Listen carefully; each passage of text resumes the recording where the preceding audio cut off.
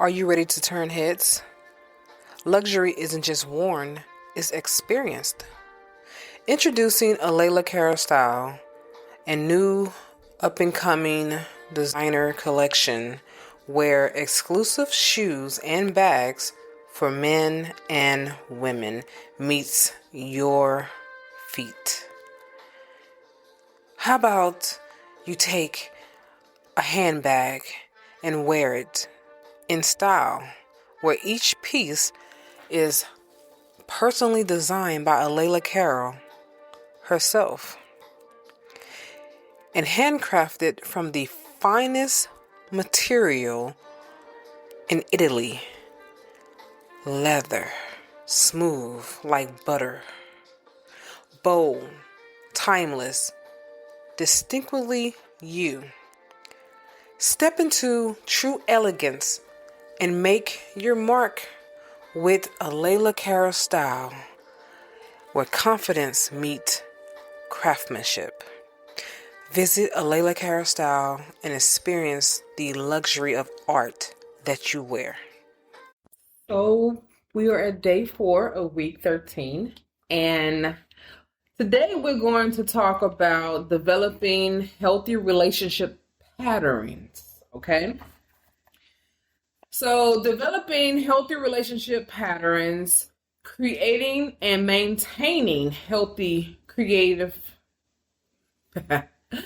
healthy relationship patterns involves establishing criteria for what constant healthy relationship look like. So we're going to talk about learning and trusting to act on our intuition. So basically, I'm going to teach you how to act on your intuition and how to trust your intuition. Okay, first you need to learn that it's your intuition talking to you. Then you need to trust it. After you learn it, then act on it. Okay, have you ever had a moment when you felt like, I should have went with my first mind? Oh my God, you thought about something and you ignored it, or you felt something inside of you say, don't do that, or don't go. And it felt strong in you. It was very strong, but yet you just ignored it anyway. You brushed it off like it wasn't a big deal. And then all of a sudden you do that thing and something bad happens. And then you tell yourself, man, I should have went with my first mind. Well, your first mind is your intuition. That is the very thing that is telling you what you need to not be doing, or what you should be doing. Because your intuition don't just tell you what not to do, it also tell you what to do as well. So here's a guide to help you develop these patterns. You want to establish criteria for healthy relationship by having mutual respect. Both partners need to value each other's opinions and feelings, as well as boundaries. One person can't be all about themselves, all right? So here's an example for respect. Respecting each other's needs for long-term and personal space without feeling offended. You should not feel offended because your partner needs space. It's not that they need space from you, or maybe they do need space from you because you spend so much time together and you don't give them enough room to miss you. You know, when you are away from one another, you miss each other. Like, for instance, right now, me and my husband, we're away from each other. I'm at home and he's in Philadelphia. Well, he was in Philadelphia yesterday. Now he's in Delaware. But what I'm trying to say is that I miss him and he missed me. He just finished calling me just now. That's why I dipped down and I saw him calling. But what I'm saying is, I know what that is, you know. So when he gets home, we're ready for each other to be able to pounce on each other and do what we do to show each other affection and love, okay? Yeah, but if you're always together, you really kind of kill that energy. Just letting you know that. So if you want your mate to miss you, respect the boundaries that they need some time alone, away from you. They might not be completely alone, but they're away from you. All right. And then don't give them too much space where you spend too much time apart. But then absent will make each other grow apart. So it's a balance there. You also need to have trust and honesty. So a foundation of trust where both partners are honest and transparent with each other. Here's an example. Sharing feelings and experiences openly without fear or judgment or betrayal. All right. Open communication. We talked about this before. We even went over some practices. So open communication, you want to be clear, open, and respectful. Communication, you want to communicate about your needs and you want to communicate about your desires as well as your concerns. And then here's an example of that. So discussing any issues, you want to discuss issues.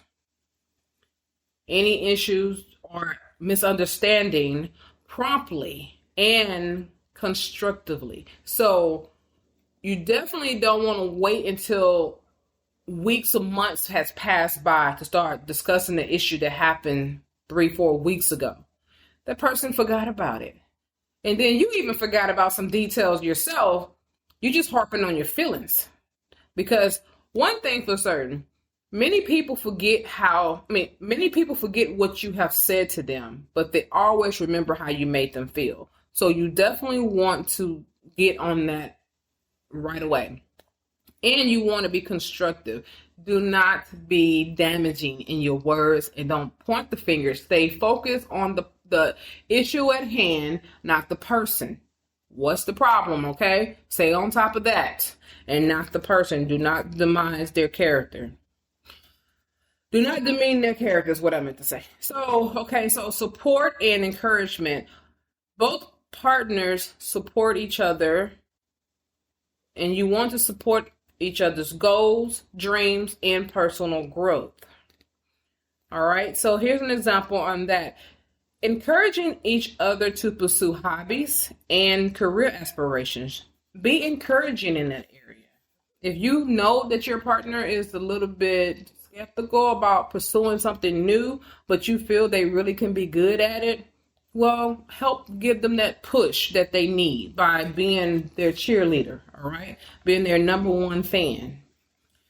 And then equality and fairness. A balance of power where both partners have an equal say in decisions that affects them and the relationship. Definitely have to have an equal say.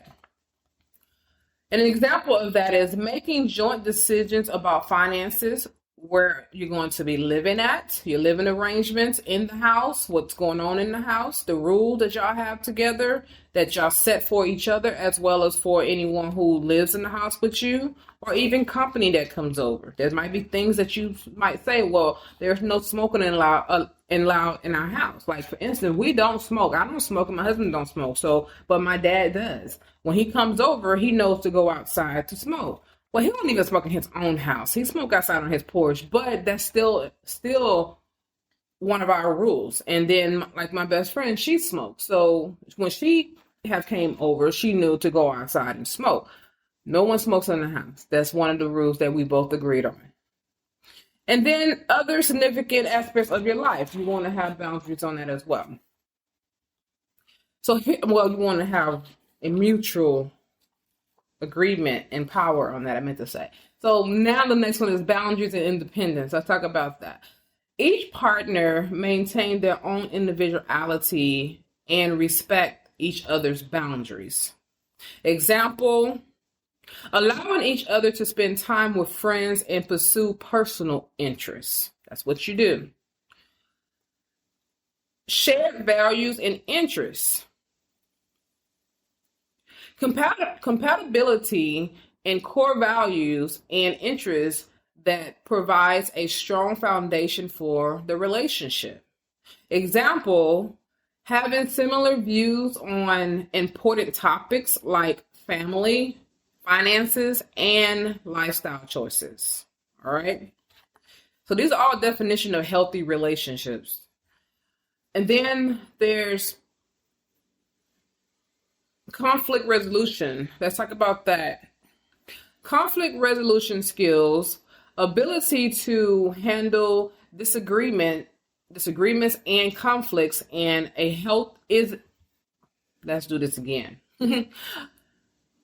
The ability to handle disagreement and conflicts in a healthy relationship in constructive manner. You want to have it in a constructive manner. So here's an example. Using I statements. We always talk about that because that keeps you away from pointing the blame at them. Okay. So use I statements to express your feelings and finding compassion that satisfy the both of you. You want to also compromise. Find something that you two can compromise on. Okay. You have compassion for the other person, even though you're expressing your feelings. And they find compassion in you as well about how you are expressing your feelings. And then the two of you compromise and come up with some type of solution together when you are having conflict resolution. We went over that. So definitely keep that in mind. You can even go back and review those videos if you need to, those lessons. So, excuse me. Learning to trust and act on your intuition. Remember I told you I was going to show you how to do that. So now let's get into that. First, you want to recognize your intuition. Identify signals. Pay attention to physical sensations, emotions, as well as your thoughts that arise when something falls off. You will know immediately something is different. And you want to practice awareness. Regularly check in with yourself to understand how you feel in different situations, okay? So you basically, what you're doing is you want to make sure that what you're feeling is not that it's not valid, but that is something that you know that is not quite right. And you're like, I need to pay more attention to this because this is different for me. I feel different in this area. I don't know why, but just something's there. So what you do is pay more attention to that. When you are paying attention to that, what you are doing, you are validating your feelings, first off. You're not ignoring it and showing it off like it ain't something that you need to deal with. No, you want to acknowledge emotions, validate your feelings without judgment. Don't start judging it, all right? Just validate that they're there. Notice that they're there. Trust that your emotions are trying to tell you something important. That's exactly what it's doing. We got emotions for a reason. It's the reason why we're emotional, especially women. It's there for a reason. So what you want to do is reflect on past experiences. Once you start feeling these little tiny emotions, start thinking back on times when you felt like this before. And then see if anything compare. Now, I'm not telling you to compare your new mate to your ex. But what I'm saying is there any similarity there that you really need to keep your eye on and your attention engaged in? You ain't got to talk about it. Matter of fact, it's best not to talk about it right away. Just pay attention. And when it does come up, this is what you do. You want to recall times when you had ignored your intuition and it led to negative outcomes. That's what you want to focus on. And then you want to reinforce the importance of trusting your gut. Tell yourself, last time this happened and I felt this way, I ignored it. And when I ignored it, something bad happened. So now I'm not going to ignore this one. I'm going to trust my intuition and my gut on this situation. So I'm going to dig a little deeper. Now, I'm not telling you to go snooping around. But what I am telling you to do is pay more attention. But this one thing you can do, you can practice self-reflection by journaling. You're going to keep a journal. You're going to keep a journal to track your feelings and experiences reflect on patterns and insights that emerge, all right? You want to reflect on that. Then you want to meditate and you want to do mindfulness practices. See, what you're doing first is focusing on yourself right now. You're not going like straight to the person, your mate, and accusing them of anything or bashing anything that they're doing. Right now, you're focusing on yourself and you want to validate these gut feelings and you want to make sure that you're not just overly thinking or you being irrational. So after you have journaled, now you're going to meditate. And the way you do it, you're going to stay engaged in mindfulness practices that enhance yourself and your self-awareness and ability to tune into your intuition. You are literally in tuning yourself together. You're lining up yourself. You're lining yourself up to what you feel. Now you want to get deeper into this feeling that you have to really get an understanding that what you're feeling, if it's something that needs to be addressed. Then you're going to seek feedback. You're going to talk to trusted friends or family members or even your therapist. So you're going to discuss your feelings and your thoughts with trusted individuals who can provide objective perspective, that they're not going to be like, girl, I told you he ain't no good, so you doing too much too fast. No, literally, they're going to say, you know what you feeling is valid. I can understand that. If it was me, I'd probably feel the same way. But they can give you some valid insight, okay? And also, if you continue to talk to your therapist or life coach or even counselor, work with them to explore your intuition and develop a deeper understanding of your emotional responses. And you can ask them, hey, can you work with me with this? I need to develop a deeper understanding about my emotional responses. Why I'm feeling this way. I want to respond a certain way, but I want to understand it before I go and respond this way. And of course, now we're going to talk about acting on your intuition. Now, after you have done all that insight for yourself, now you're going to start putting it into practice. You're going to start acting on it, okay? But you're going to act on it gradually, not just bam, in your face. No, you're going to take small steps. You're going to start off very small. So begin by making small decisions based on your intuition and observing the outcome. So basically, let's say, for instance, your partner started changing some habits. They say, here's the typical one. You know, I told you we were going to come. Let's say he's talking to you and he's like on the phone or whatever. Hey, babe, I know that I told you I was going to come and do this and such for you, but I'm not going to be able to make it because I got to work late. Okay. That happens a few more times. And you're like, wait a minute. He used to didn't have this issue, but working late. Why all of a sudden he working late now? Your intuition is telling you something else is going on. And you feel like maybe he's doing more than what he's saying. Don't just go snooping around. Basically, what you're going to do is start and getting in tune with the feeling of why you feel that way. Is it because you're insecure? Because this happened to you before, or is it because it's really something happening and you really need to pay attention to it? So first, check yourself. After you check yourself, then you start checking him. And you take small steps. Basically, you can take a small step like, if he say he's working late, so let's see if this happened again. If this happens next week and he's still working late, then I'm going to back off of him. And I'm going to start putting my attention somewhere else. Where I would normally put the attention into him, I'm going to put it into something else. And then he's going to be wondering why I'm not even asking anymore. It's just small little steps.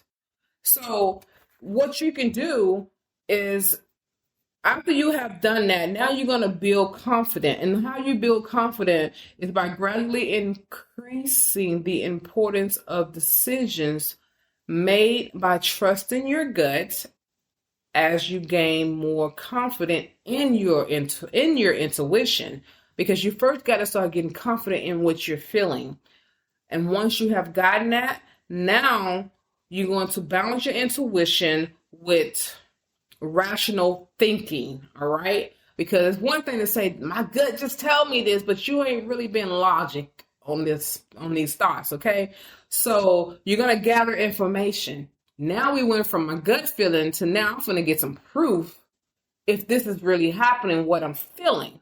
So you're going to use rational thinking to gather information and analyze situation logically.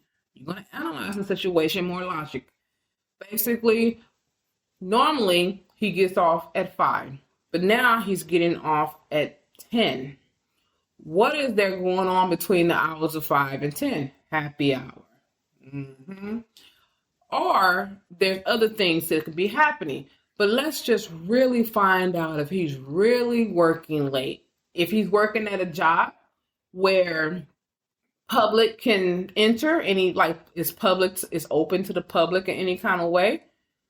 Not saying for you to go and spy on him, but sometimes you might want to just take that ride and see if he's really there. Because you'll be amazed how many people use work as a situation to do their dirt.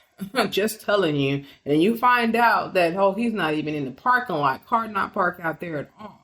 Or maybe the car is parked out there and he left with someone in their vehicle. Then you might want to take another step and go inside and see if he's there. I'm not trying to say to spy, but I am telling you that's how you're going to have to get if it doesn't come to an end. We'll be back after a quick break. If you haven't already, check out my luxury shoe and bag collection, a Layla Cara style. Each piece is personally designed by me and handcrafted from genuine Italian leather. Whether you're dressing up or keeping it casual, these pieces were made to help you walk with confidence. Because real style starts from how you feel. Go to alaylacarolstyle.com and experience these bold, timeless, and completely all you. Check it out. You might find something you like. Of this working late all the time. It's one thing if you know that they like overtime and they are working overtime and they want to do this, then okay, trust that they're working late, all right? But if you got this gut feeling that something else is going on, that's your intuition is talking to you, you need to start doing a little bit more gathering of information, all right? And then you want to integrate both. How you do that, you want to combine your intuition with a rational analyst to make a well-rounded decision. All right. Now, if you feel that you have to start spying on your mate, you might want to take a pause on that relationship. Pause.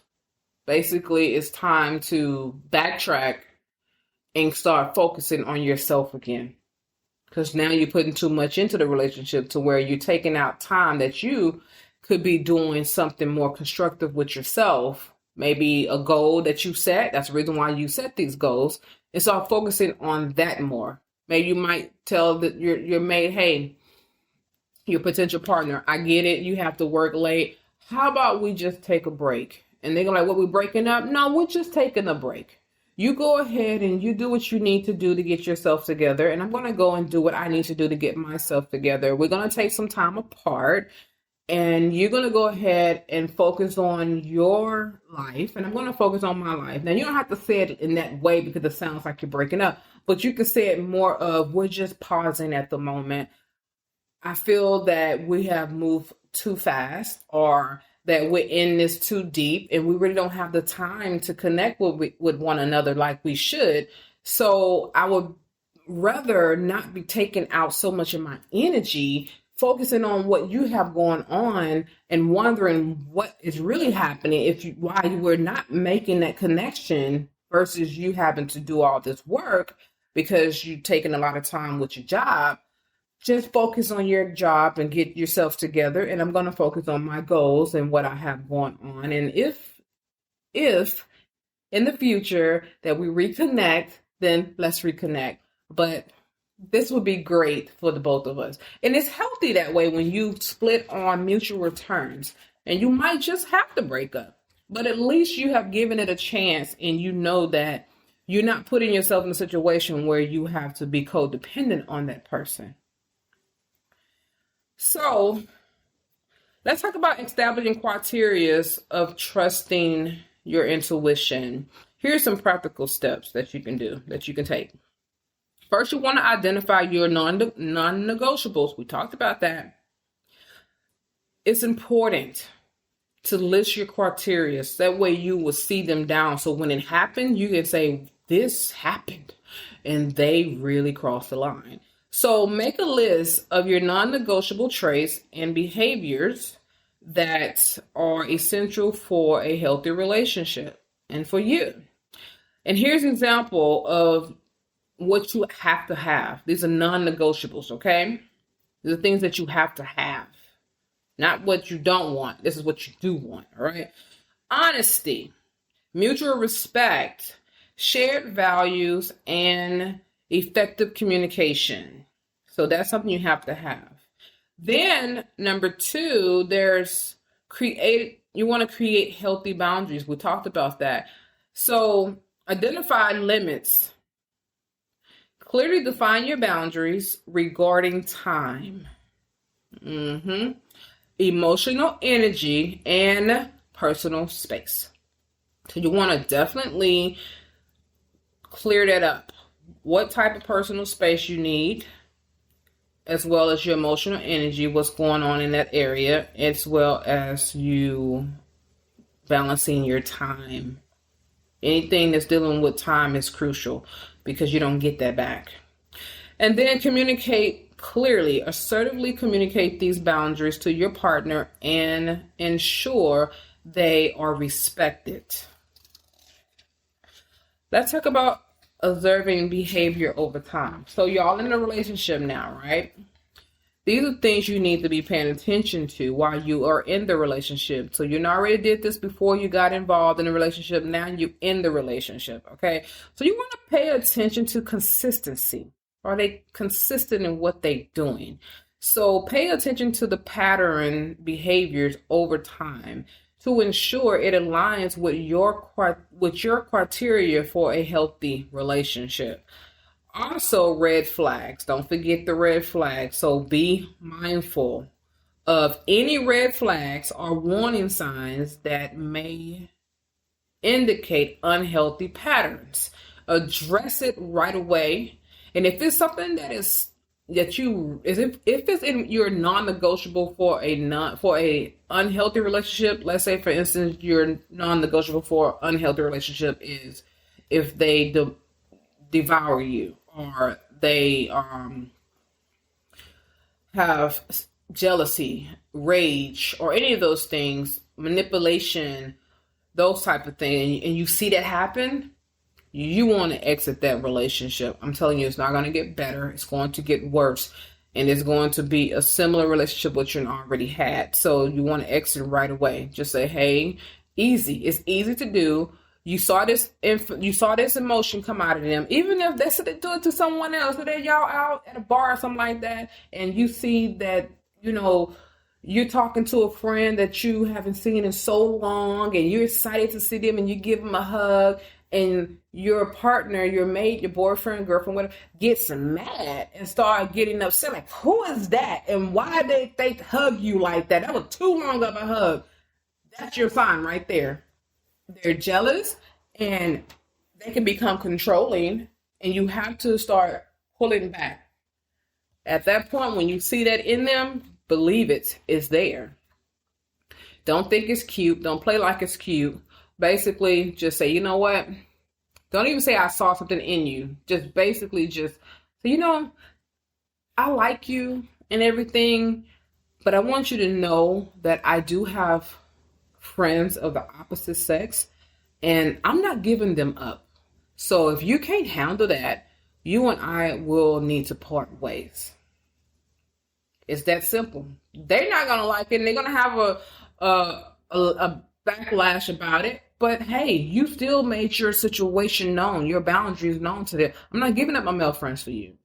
So definitely let that be known. I'm going to tell you before we almost end this, I want to definitely share something else with you. I remember I had a friend, and he's still my friend to this day, but when I got married to the narcissist, I did bring up to him, hey, it would be best for you not to call me. If we're going to talk, I will call you. And it would be best for when you see me, just say, hey, and keep it going. Because I know that in real time, before I got with the narcissist, me and him was able to actually have a lot of conversation over the phone and in person. And I could come to his house and just let myself in and don't even have to knock. And the same thing, he can come to my house, don't even have to let himself in, and he don't even have to knock because we was that good of a friend. I wish that I would have put that situation in check when it happened. My narcissistic ex-husband met him for the first time because he had just walked in the house, and it was on Father's Day, and my ex went ballistic. Like, I can't believe this. You just let him in, that he used the N-word, just come all up in the house all just like that. Are you doing him too? And I'm like, no, we're not. This is my friend. And matter of fact, he checks on me because I lived alone. And hey, and then I was cool with his children and everything like that. And I'm thinking, like, what's the problem? Like, this person been in my life 8 years before I met you. So what is the problem? And I should have checked that situation, but I didn't. And even though I didn't lose friendship with the person, I still have him as my friend to this day. I just know for a fact that if I would have checked the situation, I wouldn't have married the narcissist, because there's no way we could have continued if I would have put that as one of my non-negotiables, and I didn't do that. So I'm letting you know, address things like that immediately. So you want to trust your feelings, okay? You definitely want to make sure that you do regular check-ins with yourself. And you want to check how you're feeling in the relationship. How's the relationship making you feel? Be honest with yourself. You know if you're happy or not. Be honest. So you want to definitely test your feelings out as well. Test it. When you want to do something and you feel flaky about it because you don't want to hurt your partner or get your partner upset, that is a red flag that you are tiptoeing and walking on eggshells with them. All right. So, and it's also a red flag that you're over accommodating them. You're trying to appease them. So trust any feelings of discomfort and uneasiness. You want to act promptly. Address any concerns promptly with your partner. You want to seek resolution through open communication. If y'all cannot communicate without someone yelling and screaming, you have a bad relationship. It's unhealthy. I'm going to let you know that now. Why do you have to yell and scream at each other?